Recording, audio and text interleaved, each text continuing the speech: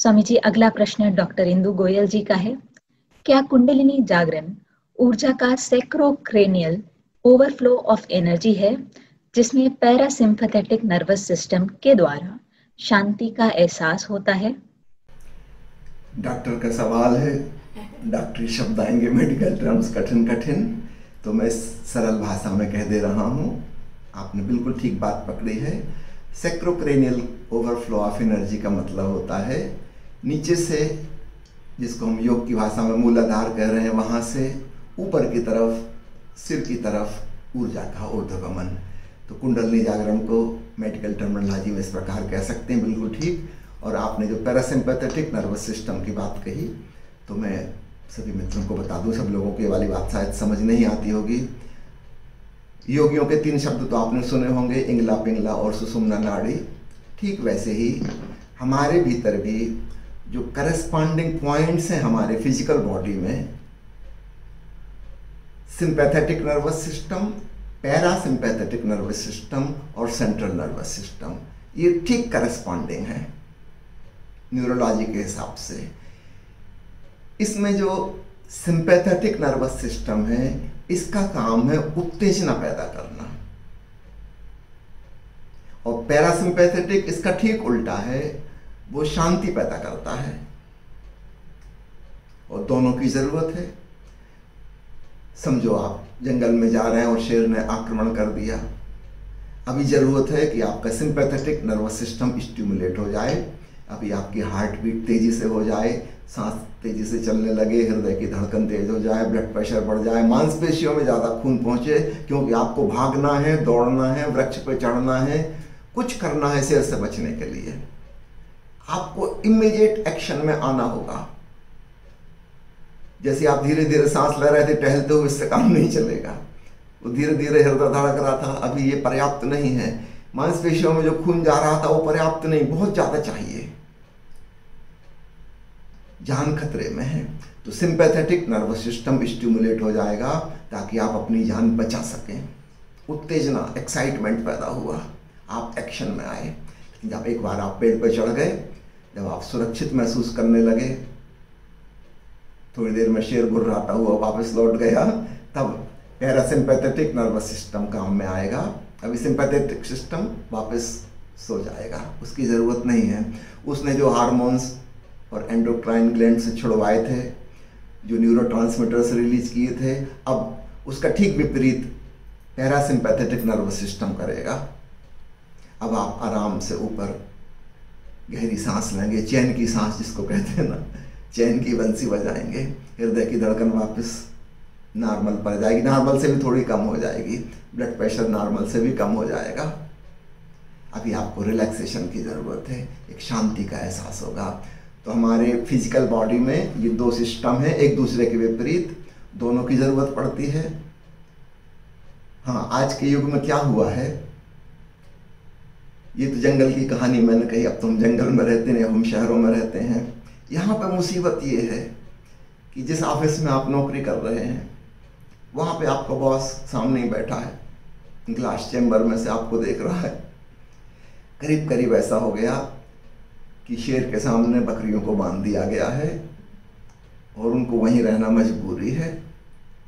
और बीच बीच में शेर गुर्राता है, डांटता है, डपटता है, डराता है, धमकाता है, और ये बकरियां भाग भी नहीं सकती, 8 घंटे इनको वहीं बंधे रहना है। घर में भी वैसी परिस्थिति, घर में किसी की दादागिरी चलती है। पुराने ज़माने में बुजुर्गों की चला करती थी, दादा परदादा जो हुआ करते थे, दादी नानी, उनकी चला करती थी। आजकल छोटे छोटे यूनिट हो गए। किसी परिवार में पतिदेव अपनी दादागिरी जमाए हुए, कहीं पत्नियों ने जमा ली है, और आधुनिक युग में तो बच्चों ने जमा ली है। बच्चों की हर बात माननी पड़ती है पेरेंट्स को, उनकी रंगदारी चलती है। उस शेर बकरी वाली हालत घर में भी बनी हुई है। आप ऐसे व्यक्ति के संग जी रहे हैं जिससे आपको डर लगता है, लेकिन आप कुछ बचने का उपाय ही नहीं, रहना होगा। सिंपैथेटिक नर्वस सिस्टम हमारा ओवर स्टिमुलेटेड हो गया, मेडिकल टर्मिनोलॉजी में इसको कहेंगे। भयभीत करने वाले, क्रोधित करने वाले हार्मोन्स लगातार बन रहे हैं भीतर, वो रिलैक्सेशन का मौका ही नहीं मिल रहा। कुछ लोगों को तो रात में भी रिलैक्सेशन नहीं हो पाता। कितने लोग अनिद्रा की बीमारी से पीड़ित हो गए हैं, इंसोम्निया। कितने लोग रात को दुख स्वप्न देखते हैं, क्योंकि दिन भर जो डरावनी स्थिति बनी रही, रात सपने में उसी प्रकार के स्वप्न आते हैं। रात को भी चैन नहीं। वो बकरी जो 8 घंटे शेर के सामने बंधी रही थी, रात को सपने में शेर घुर्राता है, डर लगता है, फिर कांप जाती है, फिर एड्रेनालिन हार्मोन, फिर एपिनेफ्रिन हार्मोन एक्शन में आ जाता है, फिर हृदय की धड़कन बढ़ जाती है। कितने लोगों को रात को जिनकी मृत्यु हो जाती है, वो कारण पता नहीं चलता कि कैसे उनकी डेथ हो गई। शायद कोई दुख स्वप्न देखते हुए उनका ब्लड प्रेशर बहुत हाई हो गया, उसमें हार्ट अटैक हो गया कि ब्रेन हेमोरेज हो गई, संभवतः ऐसा कुछ हुआ। तो हमारा सिंपैथेटिक सिस्टम बहुत ज़्यादा एक्शन में आ गया। हमारी सभ्यता, हमारी संस्कृति, हमारी शिक्षा संस्कार, हमारी समाज व्यवस्था, राजनीतिक व्यवस्था, अर्थव्यवस्था ने ऐसी दुर्गति कर दी। पैरासिम्पैथेटिक नर्वस सिस्टम को मौका ही नहीं मिलता बीच में कि उत्तेजना को शांत चेतना में रूपांतरित कर दे। इसलिए ध्यान साधना के द्वारा अभी हमारी इंडिविजुअल रिस्पॉन्सिबिलिटी है, हमें खुद ही करना होगा। समाज ने इसकी व्यवस्था नहीं की है, परिवार ने नहीं की है, शिक्षा प्रणाली ने नहीं की है, राजनेताओं को कोई लेना देना नहीं है।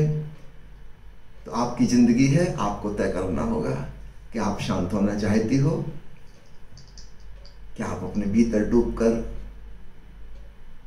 आनंद का एहसास करना चाहती हो।